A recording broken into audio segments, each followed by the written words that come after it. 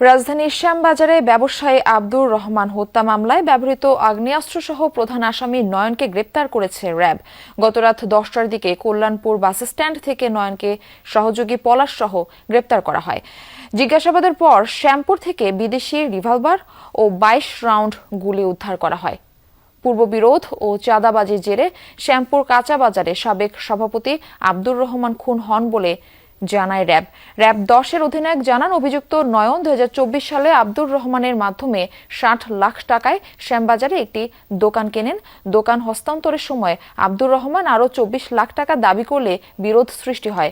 সে থেকেই 1 বছর ধরে চলে হত্যার পরিকল্পনা। অভিযানের চাঞ্চল্যকর এই হত্যা মামলার প্রধান আসামি এমামুল এহসান নয়ন এবং তার সহযোগী অয়ন গাঙ্গুলি পলাশ, এই দুজনকে ঘটনার 12 ঘণ্টার মধ্যে গ্রেপ্তার করা হয়। গ্রেপ্তারের পর আসামি এমামুল এহসান নয়নকে জিজ্ঞাসাবাদে ডিএমপির শ্যামপুর থানা এলাকা হতে একটি বিদেশি রিভলভার, 20 রাউন্ড তাজা কার্তুজ ও হত্যাকাণ্ডে ব্যবহৃত 2টি ফায়ার করা কার্তুজের খোসা উদ্ধার করা হয়।